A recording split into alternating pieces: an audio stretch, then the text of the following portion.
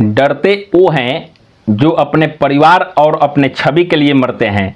मैं तो देश सेवा के लिए आया हूं और देश सेवा के लिए समर्पित हूं। मेरा तो जन्म ही देश सेवा के लिए हुआ है और देश सेवा करते करते जिस मिट्टी में मैं जन्म लिया हूं उसी मिट्टी में मैं समा जाऊंगा। ऐसा कहने वाले व्यक्ति का नाम है नरेंद्र दामोदर दास मोदी, जिन्हें पूरा दुनिया नरेंद्र मोदी के नाम से जानती है। नमस्कार, मैं राजू और आप देख रहे हैं टेक्निकल गिरी बाबा यूट्यूब चैनल। अगर आपने अभी तक चैनल को सब्सक्राइब नहीं किया है तो प्लीज सब्सक्राइब कर ले, इस वीडियो को एक लाइक कर दे। बात है साल 1950 की। गुजरात के बरनगर के एक गांव है मेहसाना, जहां पे एक लड़के का जन्म होता है जिसका नाम नरेंद्र दामोदर दास मोदी है। दुनिया उसे मोदी के नाम से जानती है। नरेंद्र मोदी के पिता का नाम दामोदर दास मूलचंद दास मोदी है।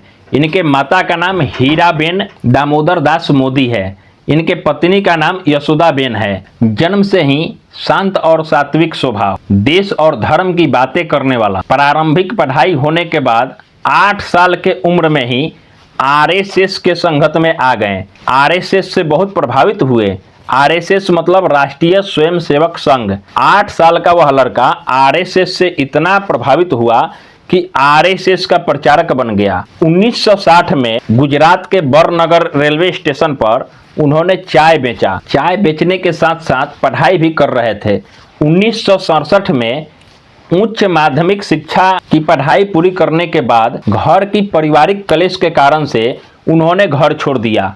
नरेंद्र मोदी ने 1967 में घर छोड़ करके और उत्तर और पूर्व भारत का लगभग 2 साल तक ले यात्रा की। जरा सोचिए, जो लड़का मात्र 17 साल का था तब से ही देश सेवा के लिए उत्तर और पूर्वी भारत का यात्रा किया। 1971 में आरएसएस से जुड़ गए। हालांकि जब वह 8 साल के थे तब से ही आरएसएस से प्रभावित थे, लेकिन औपचारिक रूप से 1971 में नरेंद्र मोदी आरएसएस से जुड़ गए और देश सेवा के लिए अपना पूरा जीवन समर्पित कर दिया। नरेंद्र मोदी की शादी हुई और फिर पति और पत्नी किसी कारणवश से दोनों का रास्ता अलग अलग हो गया।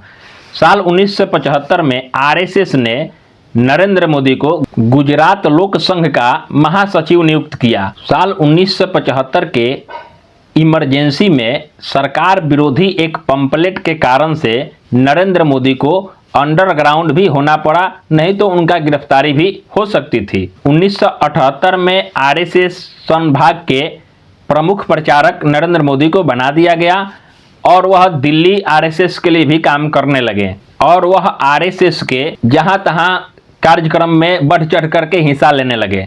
साल 1985 में आरएसएस ने नरेंद्र मोदी को बीजेपी को सौंप दिया। साल 1987 के गुजरात के अहमदाबाद नगर पालिका चुनाव में बीजेपी की बम्पर जीत हुई, जिसमें नरेंद्र मोदी की अहम भूमिका थी, जिससे बीजेपी में नरेंद्र मोदी का उभरता हुआ चेहरा सामने आया। लाल कृष्ण आडवाणी के बाद में नरेंद्र मोदी को भाजपा का अध्यक्ष बनाया गया। साल 1990 के लाल कृष्ण आडवाणी का जो राम रथ यात्रा था उसमें भी नरेंद्र मोदी ने बढ़ चढ़ कर के हिस्सा लिया।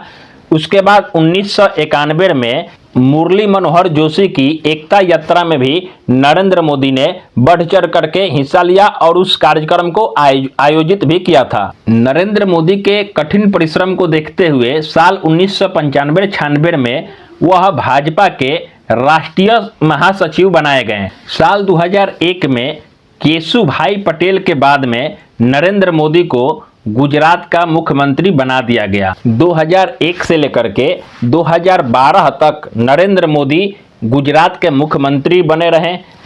उन्होंने 4 बार मुख्यमंत्री पद की शपथ ली। गुजरात को पूरे भारत में सर्वश्रेष्ठ 1 नंबर पर राज लाया और गुजरात मॉडल, हर देश में गुजरात मॉडल की चर्चा होने लगी। इसके पीछे सिर्फ और सिर्फ नरेंद्र मोदी का हाथ था। नरेंद्र मोदी की कड़ी मेहनत, संघर्ष ने गुजरात को उस ऊंचाई पे पहुंचाया जिस गुजरात का देश विदेश में भी चर्चा होने लगी कि गुजरात के जैसा ही पूरे भारत में जितने राज्य हैं सभी राज्य हो जाते हैं। फिर आया साल 2014, जब भारत के 14वें प्रधानमंत्री के रूप में नरेंद्र मोदी ने शपथ लिया और भारत के प्रधानमंत्री बन गए। भारत के लिए यह एक सुनहरा अवसर था, क्योंकि कांग्रेस की सरकार से मुक्ति भारतवासियों को मिला था 2014 में, और तब से लेकर के लगातार तीसरी बार प्रधानमंत्री चुने गए। 2014 के बाद भारत का दिशा और दशा दोनों बदल गया।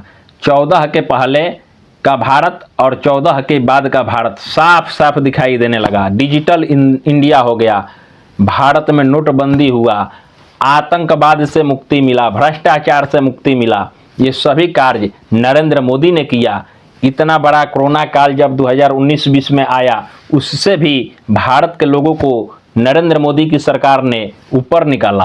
फिर साल 2019 में लोकसभा का चुनाव हुआ और दूसरी बार नरेंद्र मोदी की सरकार बनी और दूसरी बार नरेंद्र दामोदर मोदी दास ने प्रधानमंत्री पद की शपथ लिया। फिर 2024 में तीसरी बार प्रधानमंत्री बनकर के अब तक प्रधानमंत्री के पद पे बने हुए हैं। नरेंद्र मोदी एक ऐसा राजनीतिक नेता है जो देश और विदेश दोनों में प्रख्यात हैं। नरेंद्र मोदी ही एक ऐसा नेता है, न इनके जैसा कोई नेता हुआ था और न होगा। अटल बिहारी वाजपेयी के बाद नरेंद्र मोदी ही एक ऐसा नेता है जो देश के लिए, देशवासियों के लिए जीता और मरता है। हमें लगता है कि नरेंद्र मोदी की सरकार न आई होती तो भारत बदलता नहीं। अभी डिजिटल इंडिया जो हुआ है वह खाता वहीं पे ही लिखा हुआ रह जाता, क्योंकि कांग्रेस की सरकार में 2G घोटाला ही होता था।